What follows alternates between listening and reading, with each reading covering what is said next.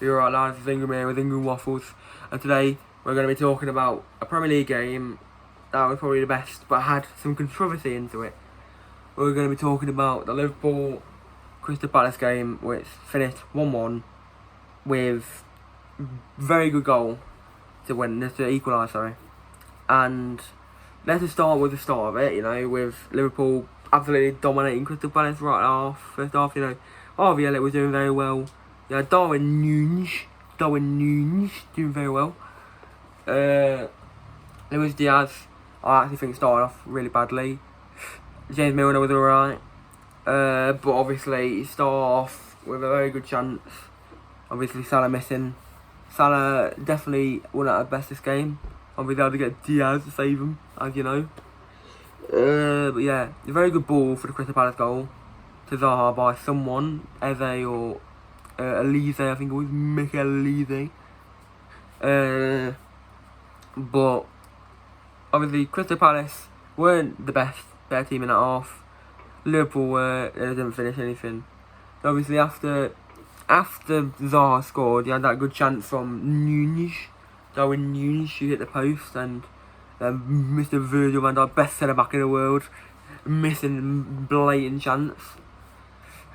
But obviously Liverpool then got the most controversial incident in the game, with Nunes getting sent off, headbutting Hakeem Anderson.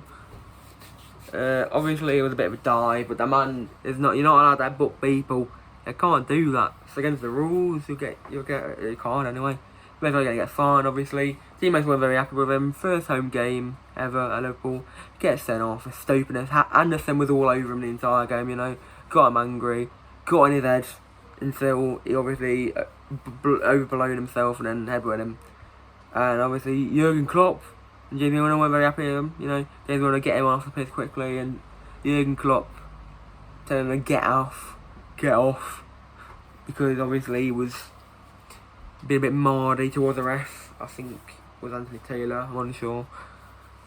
And then obviously Diaz with one of the greatest goals of the Premier League so far.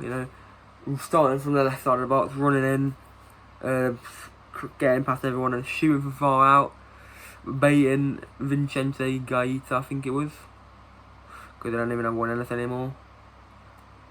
But overall, as I said, the game was alright. Liverpool did kind of get saved at the end. They were still good at the start, but they needed Diaz to take charge and show the teammates how to finish. Because I actually think Nunes was one of the better players on the pitch up until he got sent off. That bodes well for Liverpool fans, because that clearly shows that he can do well when asked for, as long as he figures out his aggressiveness. Obviously, one aggressiveness with tackles, but you got more of a Roy Keane aggressiveness, where he actually goes in for the ball and headbutts people off the ball. Otherwise, what are they going to do then?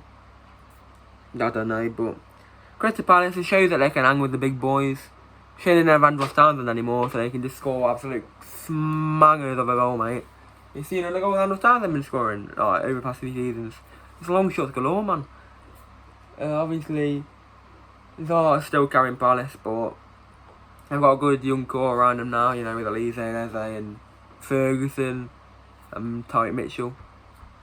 So, I reckon Palace will do alright this season. They can finish quite high. Liverpool obviously took a hit.